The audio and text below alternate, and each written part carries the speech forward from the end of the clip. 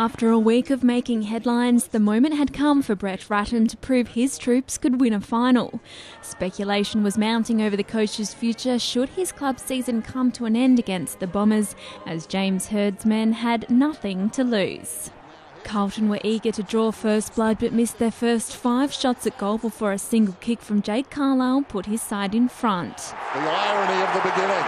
The Blues with more of the football, but the Bombers making it count. And that is very precise. A brilliant tackle by Paddy Ryder led to Angus Monfrey's first. Henderson goes back, knocks it down.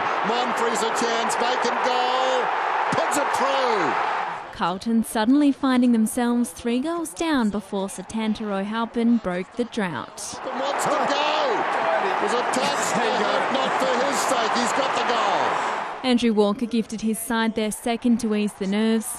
The Blues finally finding their feet through Jeff Garlett, who kicked back-to-back majors to put Carlton 9 points in front at the first change. Well, Garlett has stamped himself on this match, hasn't he? The day came to a premature end for Tate Pears, who was sidelined with a lower leg injury, his substitute failing to make an immediate impact as the Blues made them pay down the other end. Garlett is about 15 metres in front of Hardingham, not required. Robinson goes in and kicks the goal. Essendon continued to get smashed in contested possession, Brett Thornton adding his name to the score sheet before Garlett made it a 30-point ball game with his third. Carlisle dropped it down, so he's in the defensive bit, and then well done Betts to Thornton to Garlett, who's got a hat-trick. And they're 5 goals in front in a hurry. The Bombers' season slowly slipping away as any bets rubbed salt into their wounds. Betts decides to kick the ball towards Walker and Thornton. It's running and running. It's a goal. It's Carlton's day. Brett Ratton's men were putting their bodies on the line for a semi-final berth.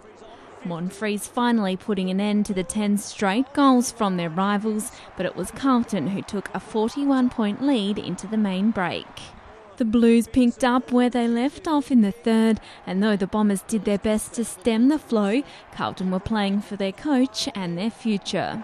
Looking good, holding the line. Carlton get their 12th. Tensions rose on the bench, but on field it was all celebration. And now Betts gets on the end.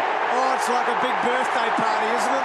Chris Judd had been kept to just 8 disposals at half-time, but the Brownlow favourite was determined to join in on the action, the game becoming embarrassing for the Bombers. Oh, this is humiliating now for a proud football club. Kyle Hardingham provided a rare highlight for Bombers fans, but Judd was determined not to be outdone. Oh, he's done a lot of things on this ground. I'm not sure if he's ever been that high. What a mark.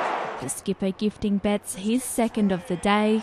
And the small forwards and their captain are having the best afternoon at the G imaginable now. Before getting in the action as Gibbs kicked his third. Gets a hand pass to Walker. How slick was that across to Gibbs?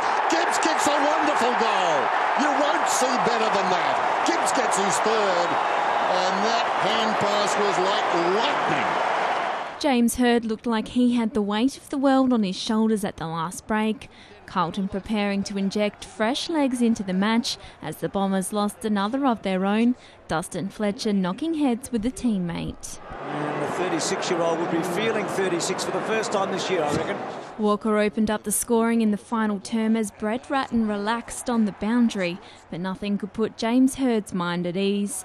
The Blues finding magic in even the most difficult of situations. Betts brilliantly done, used his body. Gibbs, can he get it? Betts has got it. He's got 4. I reckon it's Betts has got 4. Leroy Jetta capping off 3 straight goals for the Bombers, but it was too little too late. Bryce Gibbs' shoulder injury the only concern for the Blues as they celebrated their first finals win in 10 years. Hendo and Lades, and you could talk about the whole 16, and they really dug in, and I thought they were a big part of what we won today. We are the Navy Blues. We are the old dark Navy Blues. Lisa Broham, Big Pond Sport.